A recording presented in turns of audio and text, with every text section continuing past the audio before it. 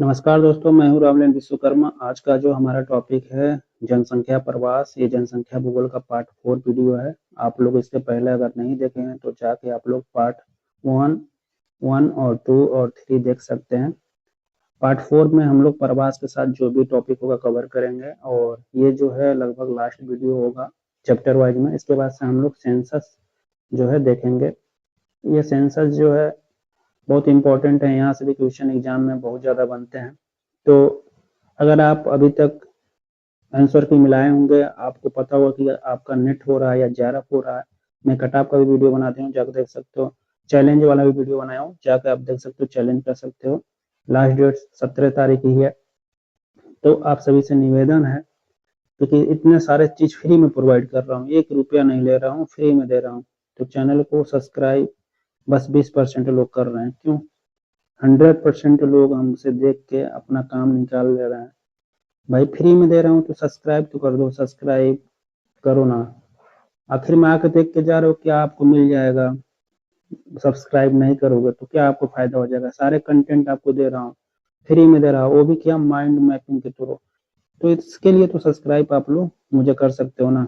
Subscribe, like, share और comment करके बताओ कि कंटेंट कैसा लग रहा था, कि मुझे भी मोटिवेशन मिले। अब मैं ऐसा क्यों कर रहा हूँ? क्योंकि 20% का रेशियो लेकर मैं क्या करूंगा। मेरा जो उद्देश्य है कि आम लड़कों के पास मेरा वीडियो पहुंचे। और कोई आपको क्यूरी है, कोई समस्या है किसी टॉपिक को लेकर, तो मुझे टेलीग्राम पर मैसेज कर सकते हो। इस वीडियो के डिस्क्रिप्शन में टेलीग्राम का भी लिंक मिल जाएगा। सारे प्लेलिस्ट थ्योरी का पढ़ा चुका हूँ। अगर थ्योरी अभी तक नहीं 10 यूनिट तक पढ़े हो, 1 से लेकर 10 यूनिट तक यूजीसी की जितने थ्योरी हैं, वो थ्योरी सारे एग्जाम में कवर करेंगे। आप जाकर वो थ्योरी भी पढ़ सकते हो, वो भी कवर मैं करा चुका हूँ। एग्जाम आप भी उसे पॉइंटली। जनसंख्या प्रवास में बोग है, तो चलिए बोग जो है इनसे जान लेते हैं जनसंख्या प्रवास के बारे में। 1959 के अनुसार इन्होंने बताया कि जो प्रवास है ना, सांस्कृतिक वितरण तथा सामाजिक एकता का उपकरण है। मतलब जो भी प्रवास होता है, जिस क्षेत्र में लोग निकल के कहीं जाते हैं, वहां पर आके आप आते हैं। मान लो आप अपने एरिया जाओगे तो यहाँ का जलवायु, वहाँ का पहनावा, यहाँ का खान पान सब लेके एक दूसरे एरिया में शिफ्ट हो जाओगे, है ना? शिफ्ट हो जाओगे ना। अब ये शिफ्ट हो रहे हो तो वहां से आप जहाँ संस्कृति ले गए हो दूसरे जगह, उस संस्कृति में रहोगे, ढलोगे, अपने संस्कृति से मिक्स करोगे। फिर से अपने यहाँ का सामाजिक एकता भी तो यहाँ लेके जाओगे, है ना? आपके सामाजिक जैसी विकास हुई है तो उस समाज को जाकर आप प्रभावित करोगे। तो इसीलिए बुक कहते हैं प्रवास बस एक सांस्कृतिक वितरण ही नहीं बल्कि सामाजिक एकता भी है। दोनों ये बात करते हैं। दूसरा है घोषल महोदय। अब घोषल 1961 में इनका विचार था प्रवास के बारे में। ये बोलते हैं कि जनसंख्या जो प्रवास है ना, मात्र स्थान परिवर्तन ही नहीं है। मतलब जनसंख्या जो प्रवास होता है वो स्थान के परिवर्तन से नहीं, मतलब एक जगह से निकल के कहीं दूसरे जगह चले गए, यही एक बस नहीं है, बल्कि किसी प्रदेश के क्षेत्रीय तत्व। मतलब कोई व्यक्ति निकलता है तो वहां का क्षेत्रीय एक तत्व ही होता है। तो उस तत्व के बारे में लोग जानते हैं, मतलब वो जाकर अपने एरिया के बारे में चर्चा करता है। तो क्षेत्रीय तत्व और क्षेत्रीय संबंध को समझाने के लिए प्रमुख आधार भी है। तो मान लो जो व्यक्ति किसी जगह से माइग्रेशन करके गया तो वहां से अपने क्षेत्र के बारे में बात करता है, और क्षेत्र के बारे में जो भी रहन सहन, खान पान, जलवायु है, उसके बारे में भी चर्चा करता है। तो इसीलिए गोसल कहते हैं कि जनसंख्या का प्रवास एक स्थान परिवर्तन ही नहीं बल्कि क्षेत्रीय तत्वों और क्षेत्रीय संबंधों को समझने का प्रमुख आधार भी है। तो दो लोगों का माइग्रेशन के बारे में इंपॉर्टेंट ये हो गया परिभाषा। अब आगे बढ़ते हैं हम लोग। प्रवास के जो है रूप क्या है, ये बहुत इंपॉर्टेंट, ये पूछा जाता है एग्जाम में। अब प्रवास का रूप और कारण। तो देखो प्रवास के रूप दो हैं, अब कारण दो भी हैं, ठीक है? ये देख लो आप लोग।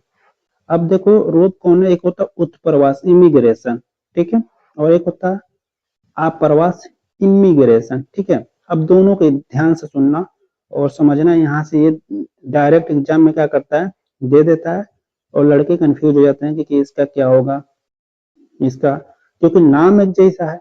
तो देखो उत्प्रवास जो होता है ना, किसी जगह से, मतलब आप याद रखना उत्प्रवास जब है तो ई रहेगा। तो याद रखना कि कोई व्यक्ति भारत छोड़ के श्रीलंका, फिर से आप लोग देखोगे सऊदी अरेबिया, ये जाता है क्या करना, काम करना, स्थान छोड़ के कमाने जाता है। क्लियर? उत्प्रवास हो गया। मतलब कोई व्यक्ति अपने जगह से किसी जगह पर गया काम करने, ठीक है, कमाने गया, उसे हम क्या कहते हैं, उत्प्रवास कहते हैं। क्लियर। अब देखो अन्य स्थानों से जो आकर बस जाते हैं उसे हम लोग क्या कहते हैं, अन्य स्थान से कौन आकर बसता है, वो होता है अप्रवासी। जैसे कि यूरोप के लोग कहाँ जाकर बसे हैं, यूरोप के लोग जब देखोगे यूएसए में एक एरिया है न्यू इंग्लैंड, क्योंकि इंग्लैंड के लोग, जो ब्रिटेन के लोग हैं, यूएसए में गए, अब वो पूर्वी तट पर जाके यहाँ पर यहीं पर न्यू इंग्लैंड है, ये यूएसए का मैप है, यहाँ पर बस गए, रहने लगे, उनका घर हो गया, खुद का कॉलोनी बना लिया, तो न्यू इंग्लैंड नाम से वहां पर अपनी कॉलोनी का नाम रख लिया। इसको उन्होंने क्या कहा, अप्रवासी। ठीक है, अप्रवासी, जो एक बार आकर बस जाए वापस ना जाए, उसे कहा जाता है अप्रवासी। के लिए प्रवास के दो रूप थे, उत्प्रवास अप्रवास, आपको मैंने ये समझा दिया। अब हम आते हैं प्रवास के कारण, आखिर में प्रवास होता क्यों है। तो एक होता है प्रतिकर्षण, दूसरा होता है आकर्षण। तो प्रतिकर्षण क्या है, क्यों लोग प्रवास करते हैं, पुश फोर्स जिसे कहा जाता है प्रतिकर्षण।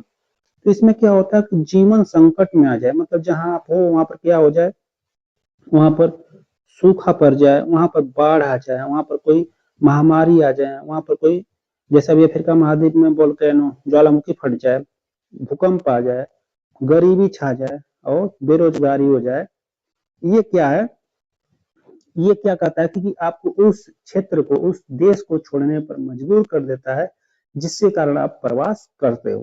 क्लियर। अब नेक्स्ट समझते हैं आकर्षण। आकर्षण क्यों प्रवास करने में मजबूर करता है, जिसे पुल फोर्स कहता है। देखिए ये जो ना जून जो है 2024, माफ कीजिएगा 2025 में, ठीक है, 5 क्वेश्चन इससे आए थे, 5 प्रश्न पैराग्राफ में आए थे जून 2025 के एग्जाम में। मैं आपको अभी बता दे रहा हूँ, यही प्रवास के कारण से ये यूजीसी नेट में। अब पुल फोर्स, आकर्षण शक्ति क्या होती है, लोग क्यों इसके कारण प्रवास करते हैं। जैसे अच्छा कृषि का लैंड हो, ठीक है, इसके कारण आप प्रवास करोगे, ठीक है, वहां पर जाकर आप खेती करोगे। फिर से आपके यहाँ माइन हो कोई, इसके बाद हमारे पास जो है पावर प्लांट होना चाहिए, फ्लैट जो है हमारे पास लैंड होना चाहिए, इसके साथ ही वाटर रिसोर्स हमारे पास होना चाहिए। ये सारे आकर्षण शक्ति के कारक हैं। काला अनुसार प्रवास होता है, अवधि समय के अनुसार प्रवास होता है, आकार साइज के अनुसार प्रवास होता है, क्षेत्र मतलब एरिया के अनुसार प्रवास होता है, मौसम या सामयिक प्रवास और मौसम के अनुसार। तो ये कुल 5 प्रकार के प्रवास हैं। तो यहाँ पर देखिए प्रवास का वर्गीकरण काल, अवधि और आकार के अनुसार हम देख लेते हैं। तो पहला है, हम देखेंगे काला अनुसार प्रवास, फिर से हम देखेंगे अवधि के अनुसार प्रवास, और फिर से हम देखेंगे आकार के अनुसार प्रवास। इसके बाद से 2 हम नीचे पढ़ेंगे। तो देखिए काला अनुसार प्रवास क्या होता है। काला अनुसार प्रवास में देखेंगे प्रागैतिहासिक प्रवास होता है, जिसमें मानव का प्रारंभिक प्रसार हुआ, जैसे कि मानव जो प्राचीन सभ्यता में प्रवास कर रहा था। ऐतिहासिक प्रवास करने में हिस्टोरिकल, जैसे कि हम लोग औपनिवेशिक काल में किए। ये क्या था कि हम लोग नाव पर चढ़ के एक देश से दूसरे देश में क्या करने लगे, घूमने लगे। तो ये हो गया काला अनुसार प्रवास, 2 प्रकार के इसमें थे। ठीक है, अब हम देखते हैं औधिक अनुसार प्रवास। औधिक अनुसार प्रवास में देखेंगे दीर्घकालिक प्रवास होता है, फिर से अल्पकालिक प्रवास होता है, फिर से आपका दैनिक प्रवास होता है। अब इसको हम लोग समझ लेते हैं थोड़ा ऊपर जाके, क्योंकि आपको ये नोट्स बनाने में आसानी हो। अब देखिए इसमें क्या है, दीर्घकालिक प्रवास में क्या आता है, इसमें 17वीं से 19वीं शताब्दी में यूरोपीय जो देश के लोग थे, दक्षिण उत्तर अमेरिका, अफ्रीका, ऑस्ट्रेलिया, ये सारे सारे प्रवास किए थे, जिसमें देखोगे वास्को डी गामा, मैगलन, ये सारे प्रवास किए थे। तो ये कौन थे, ये देखोगे आप लोग पुर्तगाली और यूरोप के रहने वाले थे। ये 17वीं शताब्दी से 19वीं शताब्दी के बीच में दीर्घकालिक प्रवास, बहुत लंबा लंबा प्रवास ये लोग करते थे। अल्पकालिक प्रवास में देखोगे आप लोग, कोई आप तीर्थ यात्रा करने जा रहे हो, जैसे बाबा धाम चले गए, बाबा धाम का सीजन आया, तो कोई राजनीतिक उद्देश्य से चले गए, किसी टूर पर चले गए, किसी व्यापार संबंधी कार्य से चले गए, ये क्या है, ये अवधि के अनुसार अल्पकालिक प्रवास है। तीसरा दैनिक प्रवास क्या होता है, इसमें प्रतिदिन होने वाला जो जनसंख्या का प्रवास होता है, जैसे नगर से उपनगर में, जैसे हम ड्यूटी पर प्रतिदिन जाते हैं, ये क्या हो गया, दैनिक प्रवास। दिनचर्या के लिए अपना प्रवास, ड्यूटी के लिए प्रवास करना, किसी जॉब के लिए प्रवास करना, एक रूम से दूसरे ऑफिस में जाना, ये क्या होता है, दैनिक प्रवास। क्लियर हो गया। अब आकार के अनुसार प्रवास देख लेते हैं। आकार के अनुसार प्रवास में बृहत प्रवास या बृहत संख्या में प्रवास होता है, लार्ज स्केल माइग्रेशन जिसे कहता है। जैसे अब देखोगे भारत पाकिस्तान के विभाजन के समय हुआ था आकार के अनुसार। फिर से लघु आता है इसमें दूसरा प्रकार, लघु प्रवास या अल्पसंख्यक प्रवास, जो कोई क्रिकेट टीम एक देश से दूसरे देश में जाती है। जैसे अंडर 19 वर्ल्ड कप अभी चल रहा है, तो भारतीय टीम खेल रही है जाकर दूसरे देश में, ये क्या है, ये है सब लघु प्रवास। हमारे देश की टीम, हॉकी टीम किसी और देश में जाकर खेले तो इसे हम लघु प्रवास कहते हैं, आकार साइज के अनुसार। ठीक है, यहाँ तक हमारा क्लियर हो गया। अब चलिए चौथा और पांचवा जानते हैं, ये भी जो है क्लियर करना। अब देखो इसमें एक चीज हमारा छूटा था, ये जो है क्लियर कर लेते हैं। इसमें हमारा ये मौसमी प्रवास छूटा था। मान लीजिए अभी गर्मी आ गया अपने उत्तर प्रदेश में, तो हम क्या करें, चले गए हम लोग शिमला साइड में, है ना, तो ये मौसमी प्रवास होता है। तो ऋतुगत परिवर्तन, मान लीजिए आप लोग यहाँ ठंडी आ गया, गर्मी चाहिए अपने उत्तर प्रदेश में, तो हम चले गए कहाँ, मुंबई में, है ना, तो मुंबई में चले गए क्या, मौसमी प्रवास। तो हमारा ये हो गया पूरा टोटल कंप्लीट, अवधि के अनुसार, आकार के अनुसार और काला अनुसार ये प्रवास हो गया, कालानुसार। अब क्षेत्र के अनुसार प्रवास, मौसमी और सामयिक प्रवास, ये चार और पांचवा देख लेते हैं आगे। ठीक है, क्षेत्र के अनुसार प्रवास में ये होता है क्या, अंतरराष्ट्रीय इसमें होता है प्रवास। ठीक है, अभी इसमें स्टेप होता है। अंतरराष्ट्रीय में देखोगे आप लोग ये स्टेप है, फिर से आप देखो अंतर्देशीय आंतरिक प्रवास होता है। तो दो प्रवास इसमें होते हैं। अब देखो अंतरराष्ट्रीय प्रवास में हम देखा जाए तो इसमें देखो, तो प्रथम चरण में हम लोग जैसे कि हमारे देश से लोग कहाँ गए थे, जैसे बुद्ध लोग ये सब कहाँ गए थे, दूसरे देश में। तो जैसे बर्मा, श्रीलंका, मलेशिया, ये हिंद एशिया, यहाँ पर हमारे देश के लोग गए थे प्रथम चरण के प्रवास में, ये याद रखिएगा। अब देखिए इस क्वेश्चन पूछा था जून आई थिंक दिसंबर 2024 में ये क्वेश्चन पूछा था, द्वितीय चरण में भारत के लोग कहाँ प्रवास किए थे। तो देखो ये मॉरिशस द्वितीय चरण में आता है, दक्षिणी अफ्रीका, फिजी, गयाना और ट्रिनिडाड, ये भी याद रखिएगा, अंतरराष्ट्रीय प्रवास में पूछा गया। अब तृतीय चरण में खेतों में काम करने, चाय बगानों के लिए हमारे देश के लोग बर्मा, श्रीलंका, मलाया और हिंद एशिया गए थे। तो ये अंतरराष्ट्रीय प्रवास में क्षेत्र के अनुसार जो भारत के लोग प्रवास किए हैं। इसमें दूसरा जो होता है ये आता है आंतरिक प्रवास में, पहला अंतर प्रांतीय प्रवास, इंटर स्टेट माइग्रेशन जो होता है, और दूसरा होता है स्थानीय प्रवास, लोकल माइग्रेशन होता है। अब देखो इंटर स्टेट माइग्रेशन क्या होता है, अपने प्रांत की सीमा लांघकर अन्य प्रांत में जाना होता है। जैसे कि हम उत्तर प्रदेश के, ठीक है, अगर हम उत्तर प्रदेश के हैं, अब यहाँ से हम चले जाए क्या, मुंबई, महाराष्ट्र, ठीक है, हम चले जाए जम्मू कश्मीर, तो ये जो प्रवास हो रहा है एक राज्य से दूसरे राज्य में जाना, उसको इंटर स्टेट, ठीक है, अंतर प्रांतीय प्रवास कहा जाता है। और स्थानीय प्रवास क्या होता है, स्थानीय प्रवास हमारा होता है, तो इसमें पहला में जो था स्थानीय प्रवास में ग्राम से नगर में, तो जो आदमी ग्राम से निकल के किसी नगर में चला जाए, ठीक है, तो उसे ग्राम से नगर प्रवास कहा जाता है। दूसरा में था जो आदमी नगर से नगर में चला, मतलब किसी नगर से निकल कर दूसरे नगर में चला जाए, तो वो नगर से नगर प्रवास हो गया। तीसरा में था नगर से ग्राम, कोई आदमी नगर से निकल कर ग्राम में चला जाए, इतना आसान है। ठीक है, ये नगर से ग्राम प्रवास। ग्राम से ग्राम में गए, ग्राम से नगर में, तो ग्राम से मतलब किसी गांव में से गांव में चले गए चौथा में, तो उसे हम क्या कहते हैं, ग्राम से ग्राम प्रवास। क्लियर हो गया आपका, यहाँ पर यहाँ तक हमने क्लियर कर लिया। ये था हमारा जो क्षेत्र के अनुसार प्रवास जो हम करते हैं। अब हम देख लेते हैं जो हमारा प्रवास मौसम या सामयिक, मौसम के अनुसार जो हम प्रवास करते हैं उसको। अब मौसम के अनुसार प्रवास जो होता है मजदूरों का प्रवास होता है। क्लियर, निश्चित समय अंतराल से मौसमी परिवर्तन के अनुसार जो प्रवास करते हैं आप, मजदूर जो होते हैं, कोई मजदूर एक निश्चित समय, मान लो 8 बजे ड्यूटी लगता है तो वो 8 बजे अपने घर से निकल जाएगा, 5 बजे फिर से ड्यूटी खत्म करके दूसरे शहर से अपने घर चला आएगा। तो ये हो गया मजदूरों का प्रवास। दूसरा होता है चलवासु जो होते हैं, उनका जो होता है मौसमी प्रवास में, तो ये क्या करते हैं, जैसे कि ऋतु परिवर्तन जो हुआ, मौसमी जैसे मौसम बदला, तो ये क्या करेंगे, गर्मी का सीजन थोड़ा आया तो घास चराने चले जाएंगे पहाड़ी इलाके में, जम्मू कश्मीर के। फिर से जो ठंडी का समय आ गया तो लेकर चले आएंगे आप मैदानी इलाका में नीचे पहाड़ से। तो ये हो गया चलवासियों का। नेक्स्ट हमारा तीसरा है, जो होते हैं पर्वतीय मौसम प्रवास में, ये जो पर्वत में रहने वाला व्यक्ति है वो नीचे चला आता है, जब ठंडी आता है गर्मी आता है तो ऊपर चला जाता है। जो पशुचारक होते हैं वो भी चले जाते हैं गर्मी में ऊपर पहाड़ों पर, और ठंडी में तराई में चले जाते हैं घाटी में।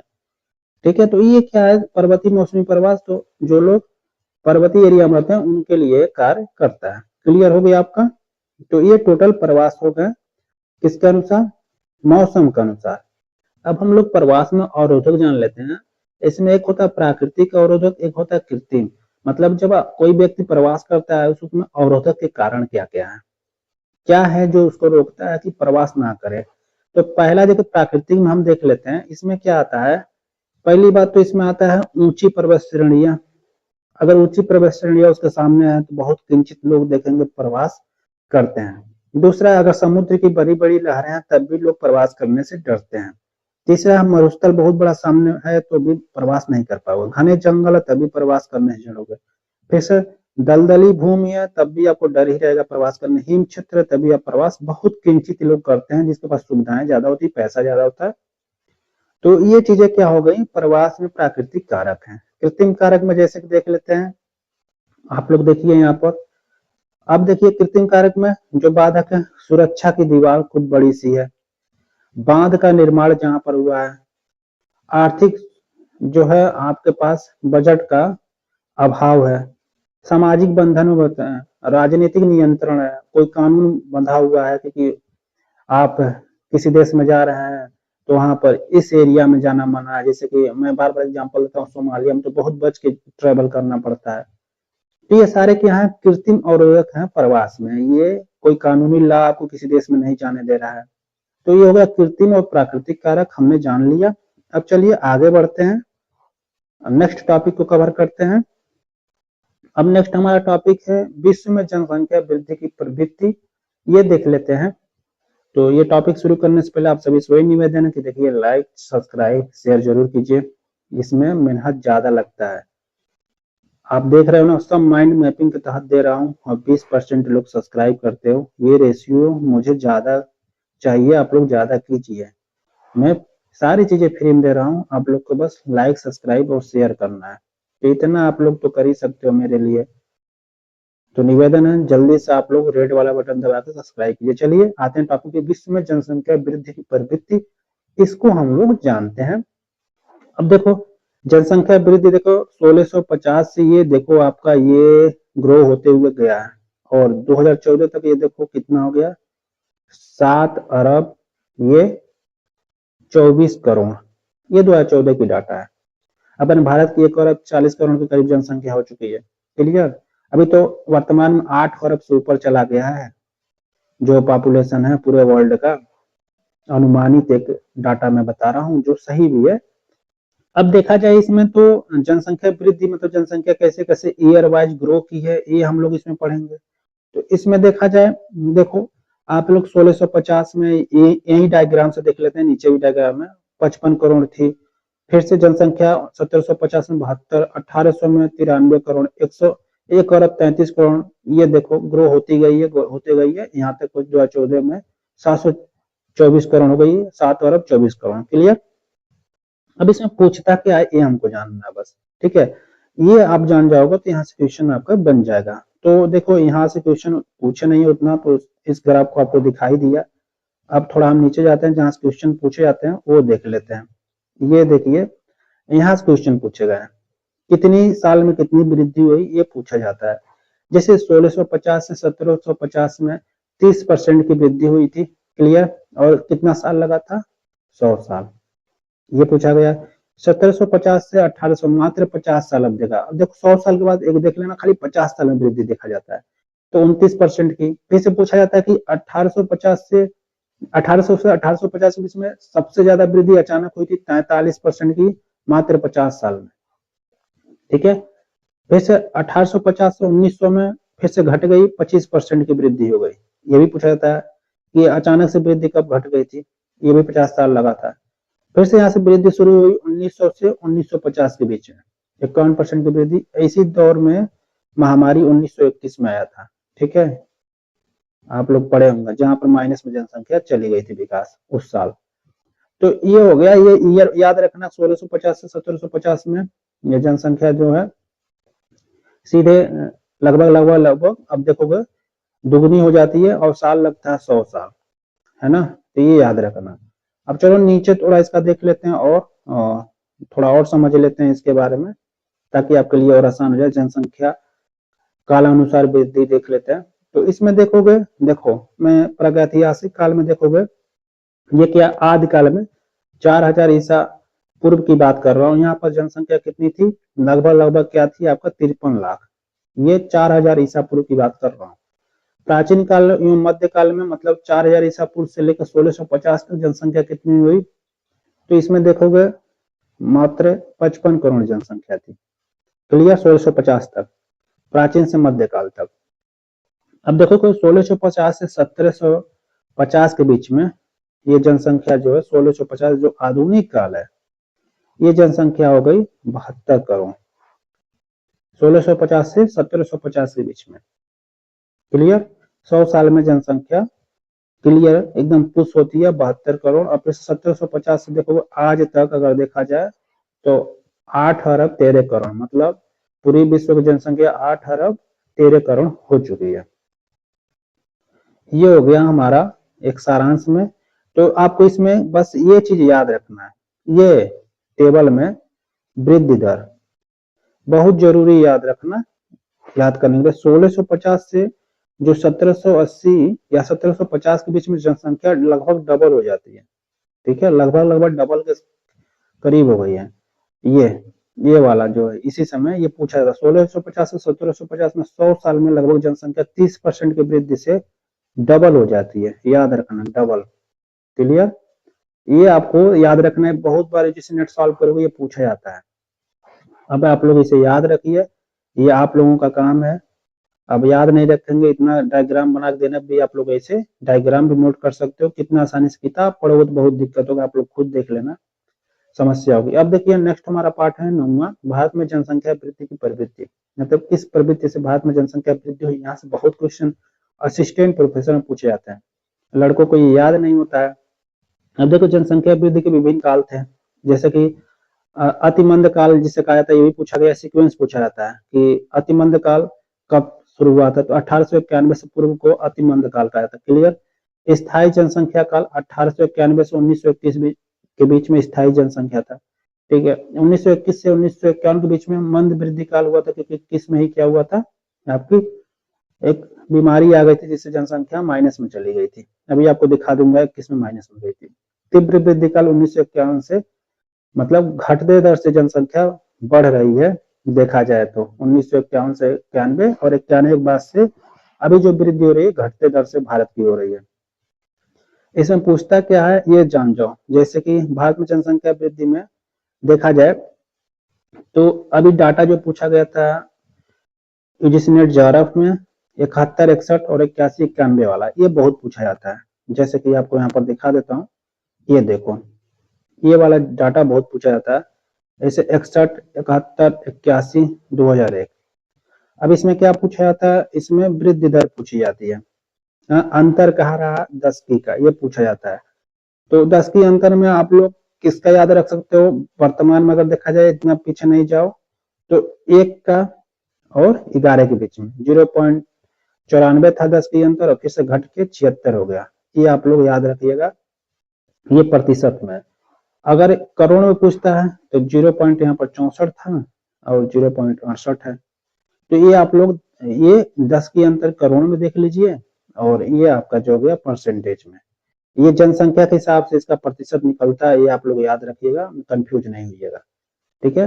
तो ये पूछा गया। अभी आपको बोला था ना 21 में जनसंख्या घटी थी, देखिए वृद्धि दर, देखिए अगर करोड़ में देखा तो जीरो माइनस जो है 0.08 चला गया था, और 10 की अंतर प्रतिशत में देखा जाए जीरो जो है माइनस 0.31 चला गया था। तो ये हो गया हमारे जो है 10 की वृद्धि दर। तो इतना इसमें आप लोग बस ध्यान दीजिएगा। देखिए ये बहुत ज्यादा पूछा जाता है, जनसंख्या वृद्धि में ग्रामीण नगरीय भिन्नता, ये बहुत बार पूछा गया है यहाँ से भारत की। अब ये प्रतिशत की भिन्नता जो 1901 से 2011 के बीच में है, ग्रामीण जनसंख्या और नगरीय जनसंख्या में। ये बार बार एग्जाम में यहाँ से क्वेश्चन पूछे गए हैं, लड़के क्या करते हैं, गलत कर देते हैं। पूछा क्या जाता है, ये सीक्वेंस पूछा जाता है, कुल जनसंख्या और दशक। तो देखो यहाँ पर कुल जनसंख्या यहाँ पर दिया गया प्रतिशत में, ये सारा का सारा 1921 वाला 11 से 21 में माइनस में वृद्धि हुआ था, ये मैं आपको बताया प्रतिशत में सब है, ये सारे सारे क्या परसेंटेज में, देखो यहाँ पर मैं लिखा हूँ। अब क्या है कि पूछा क्या जाता है इसमें, 61 से 71, ये याद रखिएगा 24 पॉइंट जो है 10 साल का जो वृद्धि हुआ 80% हुआ था। 71 से 81 24.66, यहाँ पर फिर से आपका जो है 1981 से 91 23.85, और फिर से 1991 से 2001 के बीच में 21 पॉइंट जो है 54, और फिर से 2001 से आपका 11 के बीच में 70.64। ये पूछा, ये तो बहुत पूछा जाता है, ये भी पूछा जाता है, 71 वाला भी पूछा जाता है, तो ये आप लोग ध्यान दीजिएगा। सबसे ज्यादा ये वाला भी पूछा गया है 1961 से 71 बीच सबसे ज्यादा देखा जाए। चलिए अब देख लेते हैं 10 की जनसंख्या वृद्धि दर और अंतर। देखो यहाँ दो चीज है आपको ध्यान रखना होगा, पहले आप देख लो 2001 से 11 के बीच में 10 की जनसंख्या वृद्धि दर, ठीक है। तो ये क्या है, 2001 से 11 के बीच में हम बस जानेंगे जनसंख्या का वृद्धि दर किस राज्य में कितना रही है। अंतर जो होता है ये हम देखेंगे हर 10 साल में किस राज्य में सबसे ज्यादा अंतर हुआ है, ये हम देखेंगे। क्लियर। तो देखोगे यहाँ पर पहले देख लेते हैं कुल जो है राष्ट्रीय का बदलाव, कुल वृद्धि क्या हुआ। तो देखा जाए हमारा जो वर्तमान में 17.7 है कुल वृद्धि भारत का जनसंख्या, ग्रामीण का है 12.3 और नगरीय का है 13.2% ये वृद्धि है। अब देख लेते हैं 10 की अंतर वृद्धि दर, मतलब हर 10 साल के अंतराल पर देखा जाए सबसे ज्यादा परिवर्तन किसमें हुआ है, तो सबसे ज्यादा हमारा हुआ है नागालैंड में, उसके बाद से दिल्ली में, दिल्ली के बाद से हमारा आएगा, देख लो यहाँ पर, दिल्ली के बाद से आ जाएंगे हम लोग चंडीगढ़ में, फिर से सिक्किम में। तो ये तो हो गया हर 10 साल का अंतराल पर सबसे ज्यादा कहाँ पर परिवर्तन हो रहे हैं, ये अवरोही क्रम है। अवरोही मतलब सबसे ज्यादा सबसे कम की ओर, ये हो गया। अब देखो 2001 से लेकर 2011 के बीच में किस राज्य में सबसे ज्यादा जनसंख्या वृद्धि हुआ है, तो दादरा नगर हवेली केंद्र शासित है, दमन दीव केंद्र शासित है, दूसरा पर तीसरा पुडुचेरी केंद्र शासित है। ये 3 राज्यों में फैला हुआ है साउथ में, ठीक है।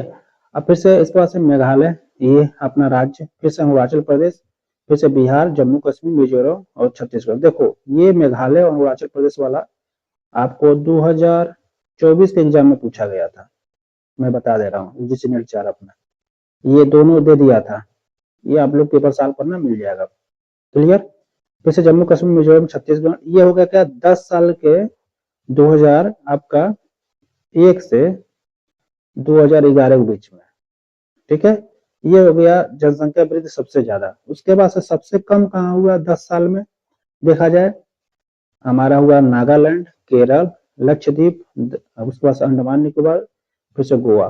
देखो हम केंद्र शासित और राज्य इकट्ठा कर दिए हैं ताकि आपके लिए आसान हो जाए, कोई भी डाटा पूछ जाए टॉप 5 का तो आपको याद रहे, चाहे राज्य से चाहे केंद्र शासित से। अब देखिए नेक्स्ट हमारा चैप्टर है जनसंख्या संगठन, इसमें हम लिंग संगठन, लिंगानुपात परिकलन की विधि, लिंगानुपात के प्रकार, भारत में लिंगानुपात, आयु संगठन, आयु संरचना के विसंरचना की विधियां, भारत में आयु संरचना, जनसंख्या का आर्थिक वर्गीकरण, कार्य शक्ति, यहाँ से अभी 2024 में पूछा था 183 दिन वाला, और भारत की व्यावसायिक संरचना। तो इसमें 10 आपका इंपॉर्टेंट पॉइंट है, जिसमें से हम जो महत्वपूर्ण है ज्यादा वही पढ़ेंगे।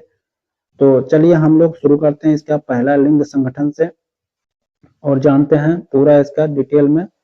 इसमें देखिए आप लोग को वही चीज मैं बता रहा हूँ जो इम्पोर्टेंट है। तो लिंग संगठन कैसे हम लोग प्राप्त करते हैं, जैसे किसी महिला पुरुष के बारे में, तो इसमें क्या है निकालने का लिंगानुपात का, तो कुल स्त्री मान लो यहाँ पर 900 है, अब पुरुष ज्यादा अपने यहाँ तो मान लो 1000 है, ठीक है, गुणे क्या कर देंगे हम लोग 1000 कर देंगे, तो हमारा लिंगानुपात निकल आएगा। क्लियर। अब लिंगानुपात के प्रकार में देख लेते हैं कितने प्रकार होते हैं। तो हमारे लिंगानुपात का प्रकार में आप देखोगे तो प्राथमिक लिंगानुपात, द्वितीय लिंगानुपात, तृतीय लिंगानुपात।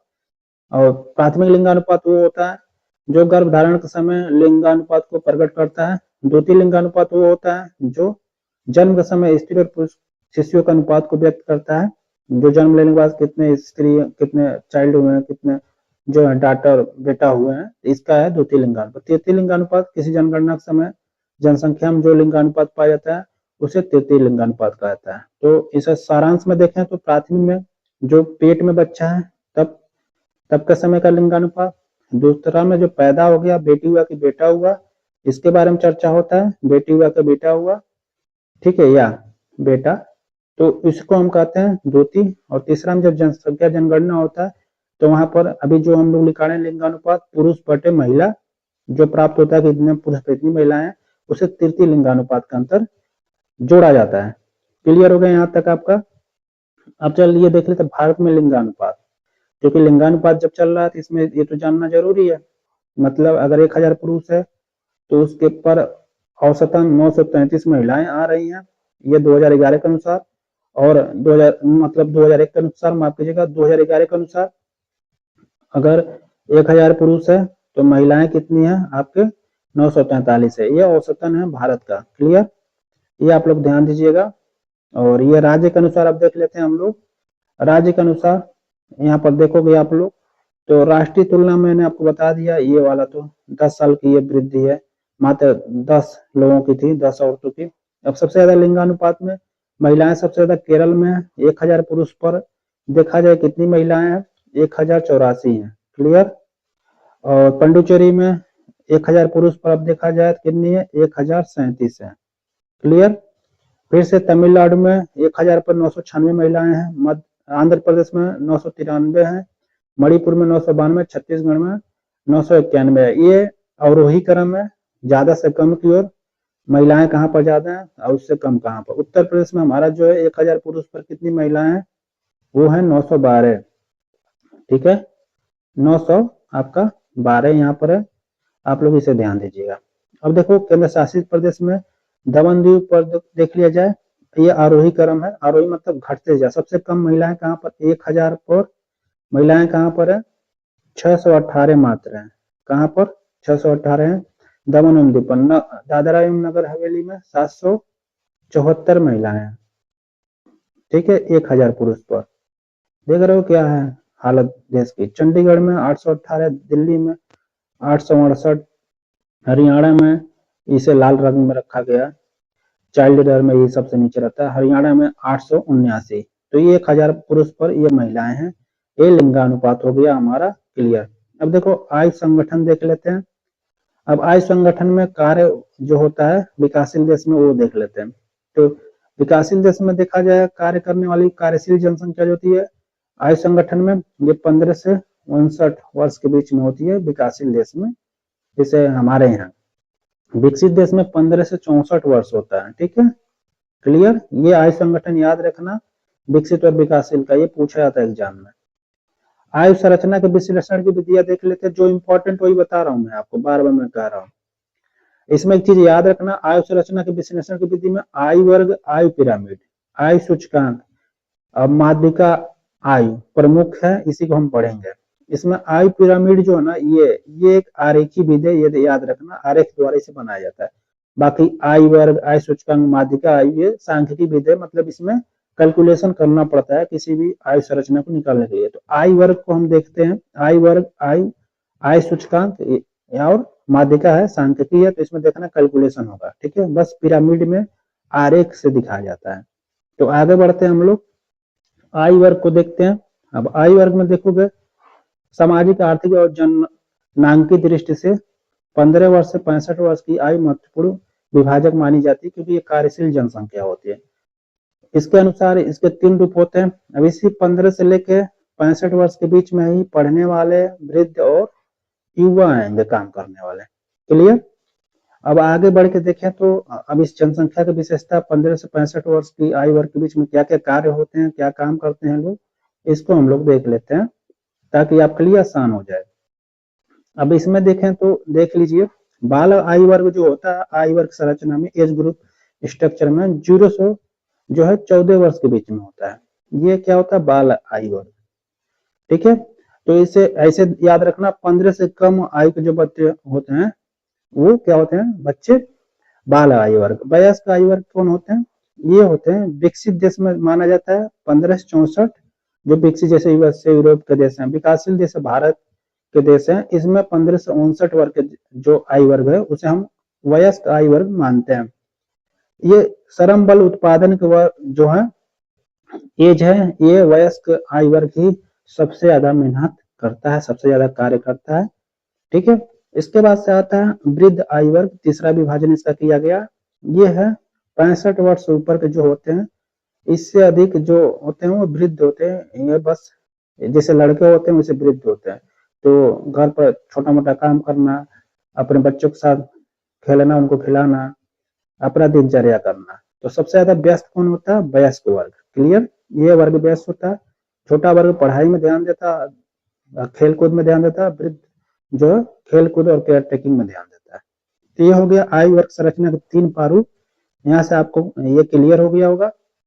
आगे बढ़ते हैं और आयु पिरामिड जानते हैं। ये जो आरेखी विधि है, देखो उसमें देखो अभी संख्या जो दिया था मैथमेटिकल था जो वो विधि, अब ये जो आरेखी विधि है, इसमें आयु पिरामिड में क्या होता है, एक आरेख बनाया जाता है जिससे हम क्या करते हैं, आयु और लिंग मतलब पुरुष है महिला है कितना एज है ये दिखाते हैं उसमें।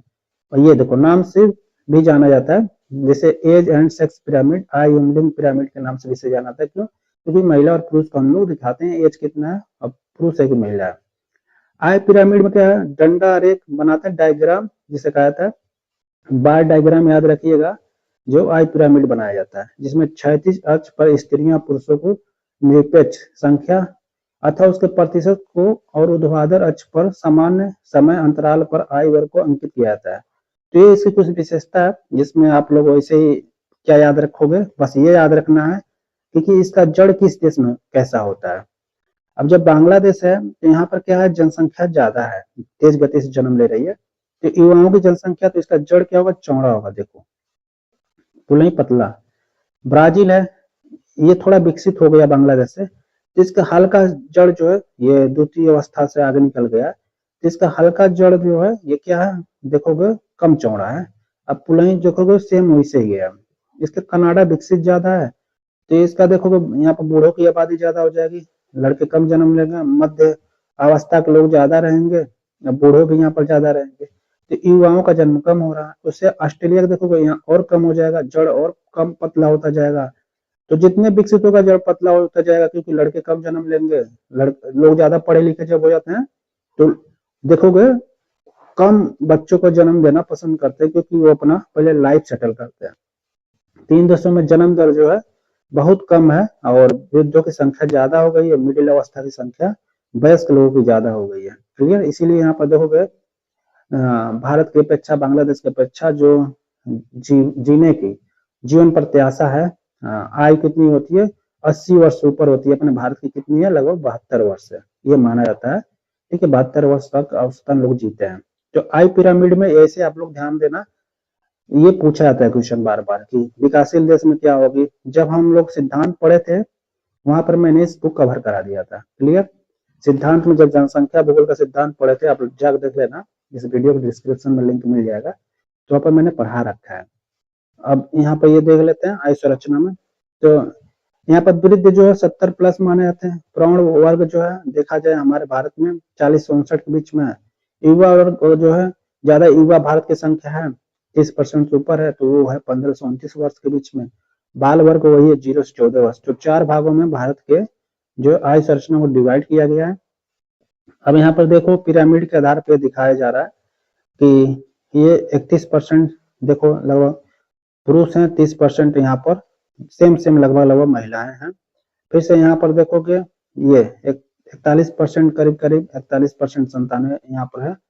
ये क्या है, ये बताया जा रहा है कि युवाओं में पुरुषों और महिलाओं की संख्या प्रतिशत में देखो यहाँ पर साफ साफ। बाल वर्ग में भी ये लगभग सेम चल रहा है। अब यहाँ पर भी सेम चल रहा है। यहाँ पर वृद्धावस्था में टेंशन चूंकि कम होता है स्त्रियों को, तो हाँ मतलब बीमार कम पड़ती है, तो ज्यादा जीती है इस भारत के पुरुष की अपेक्षा महिलाएं।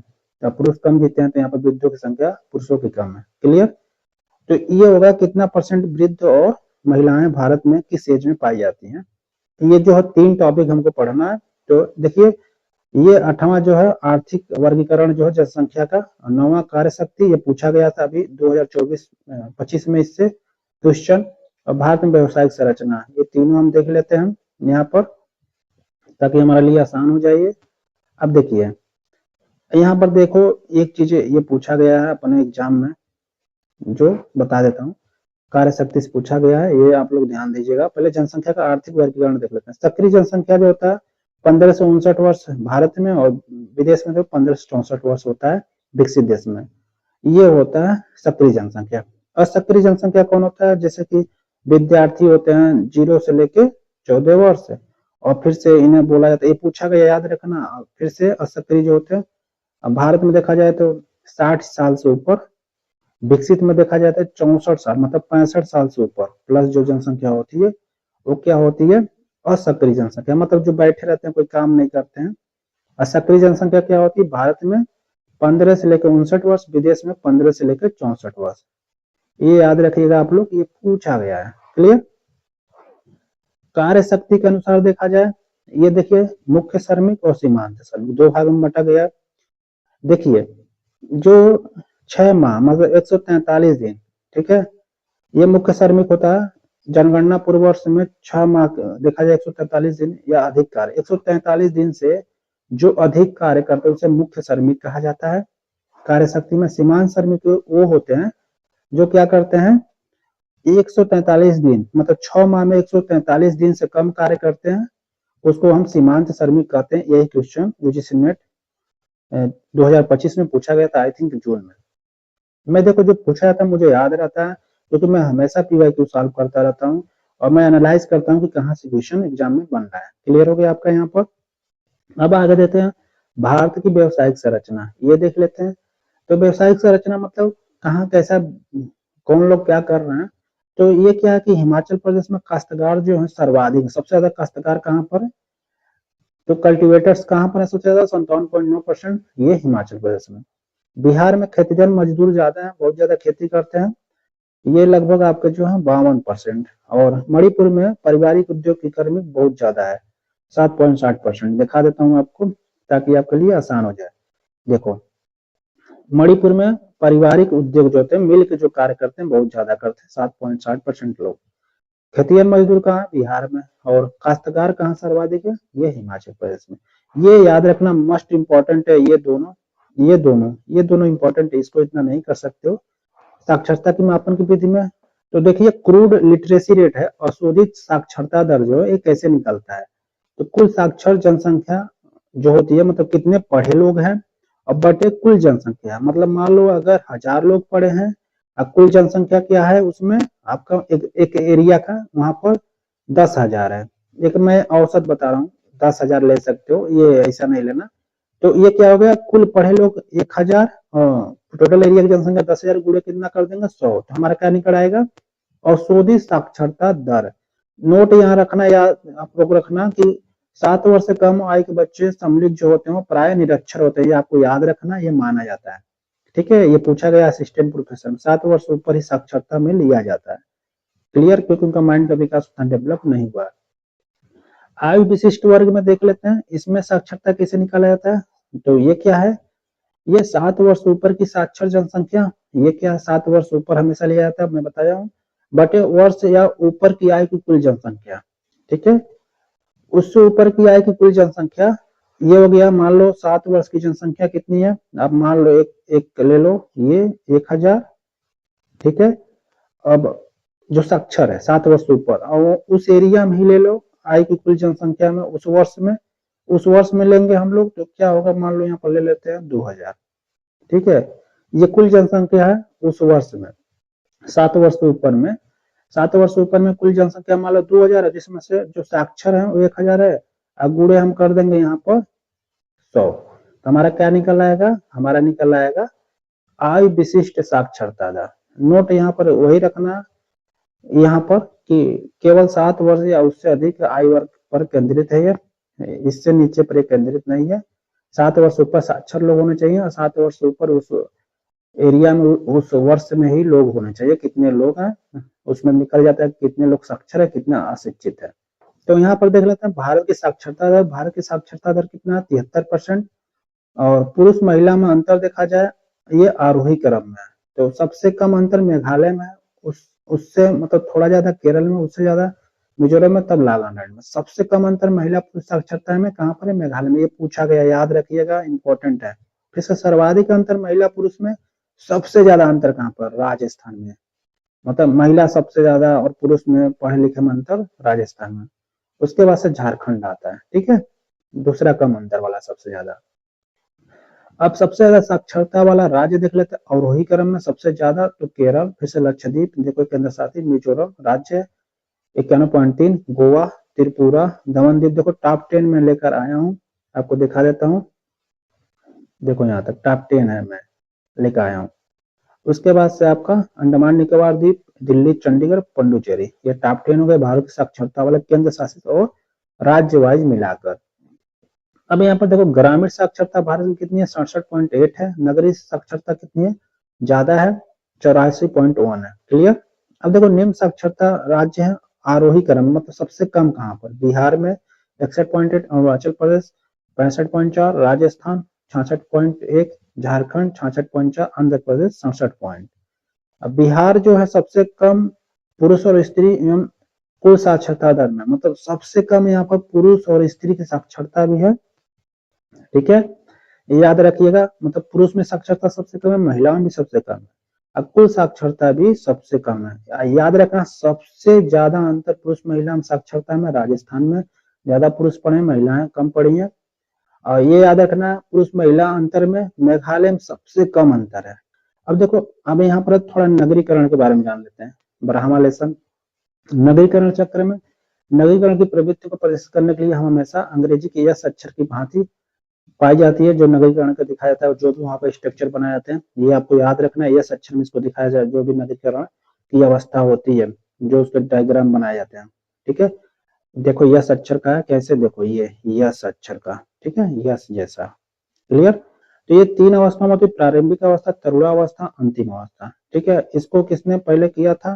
तो BLS प्रकाश राव 1973 में भारत में नगरीकरण की 3 प्रक्रियाओं के बारे में बात किया था, BL प्रकाश राव ने, याद रखिएगा। तो इन्होंने बोला था 3 प्रक्रियाओं में, देख लेते हैं कौन कौन से। अब यहाँ पर पहला महानगरी, वाणिज्यिक और ग्रामीण नगरी। तो ग्रामीण नगरी जो ग्राम से जुड़े होते हैं, वाणिज्यिक जो व्यापार से, महानगरी पूर्णतः एकदम VIP हो जाते हैं, जैसे आप ले लोगे बेंगलुरु, ठीक है।